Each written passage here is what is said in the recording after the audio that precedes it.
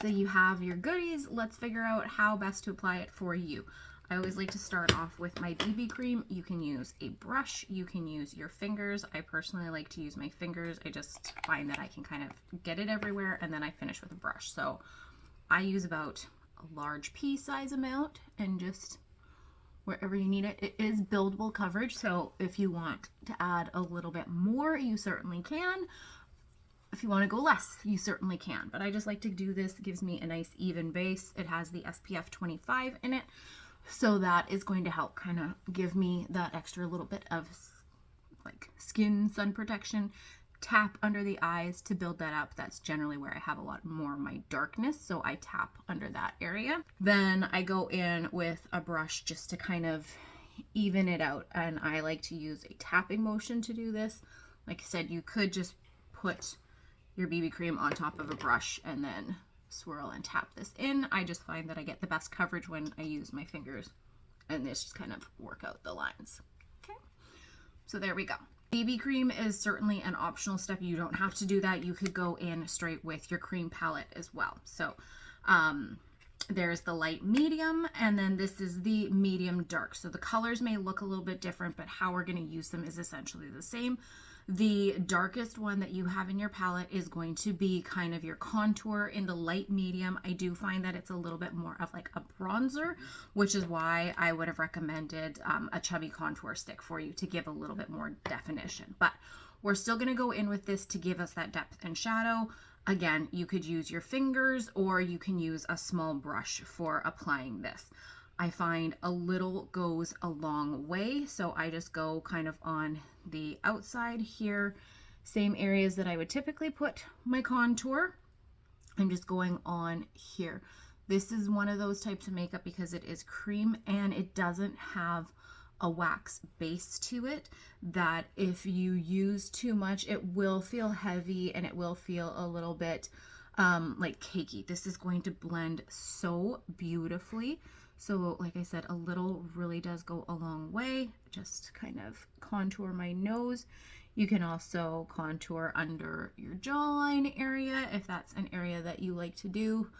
I find that those ones are more kind of like personal preference. Nose and jaw, I find, are personal preference. This kind of cheekbone and forehead is pretty standard. So the one that you have next to your contour or the darkest shade has a little bit of a pinky undertone. So I really like using this one to address darkness and under eyes for that. So I will go in and just kind of use this one and tap underneath. Again, can use your finger, can use a brush, whichever you feel more comfortable with, but I find that this almost acts like a bit of a color corrector. So for me, dark under eyes, maybe you've got a couple little like acne spots or something, so it's going to kind of counteract in those areas. Okay, then on the far end, this one here is a setting powder, so we're going to use that last, but the one next to it, the lightest shade that's in there, that's the cream, is the one that I use like a brightening highlight. So this one, we're going to go down the center of our face to just bring in that lightness and brightness. Inner and outer corner of the eye. I tend to avoid this area because that's where I have my most texture under there, so I keep the light colors away from that. Okay, so now I have these kind of two middle shades in here, and I still do even find this pinky tone I use. So I kind of do a mix between these three, and that's what I really love about it. You'll kind of find what works more for you. This one here, you can see on my palette is the darker of them. So in the summertime, I might use a little bit more of that and less of the other two.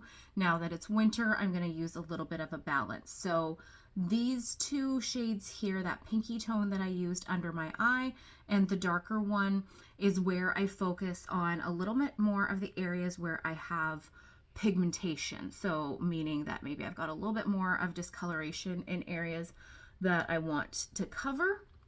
So I will do that in those areas.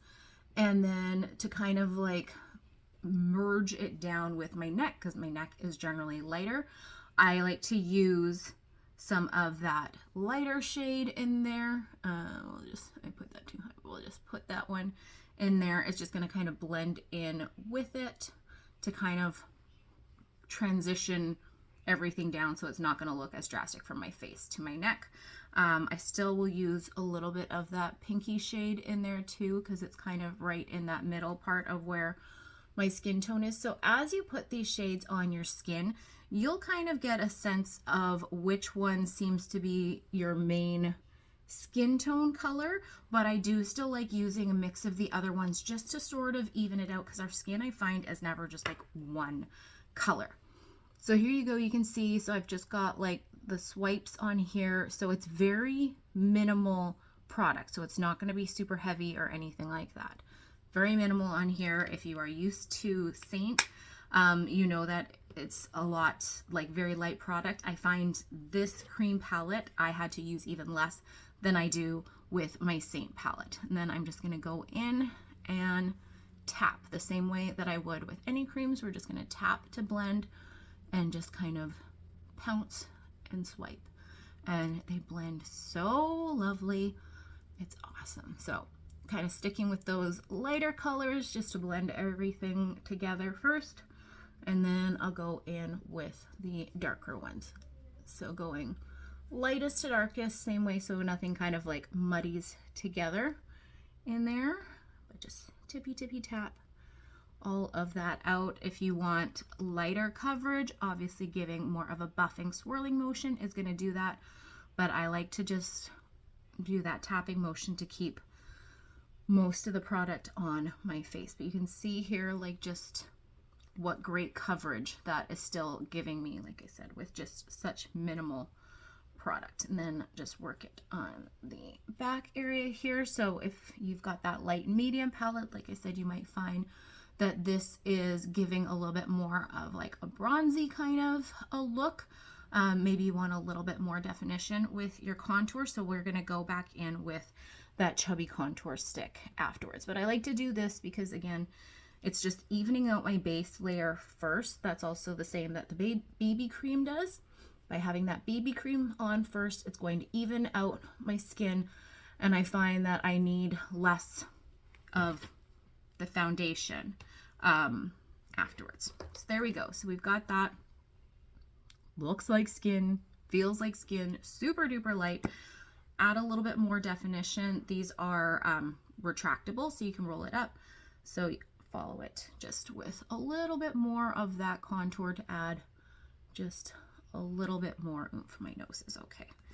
But so I find those are the areas that I like to just kind of add a little bit more.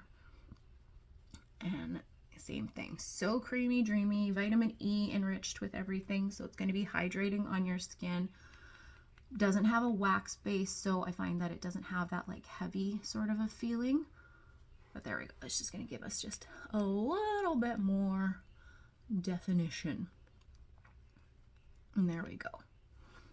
Super easy, super good if you feel like you need a little bit more coverage in some areas. Again, that's the great thing with creams. Like I said, we can just kind of go in and build up in certain areas. So maybe you find that you've got some under eyes that's still giving you some grief, so you can just kind of go in on there. You're not going to mess anything up. Just build up where you feel that you need it. And then now that your base face is done, you can go on with your blush, your eyeshadows, lipstick, whatever you want to do to complete your look. Almost forgot about the setting powder. Okay, so you've got two options. You've got the one that's in the cream palette, or you've got the translucent finishing powder. I use this one majority of the times, but if you do have it from your cream palette, again, with powder, it's all about preference. There's a couple different ways you can go and apply it. You can use like a little velour puff thing.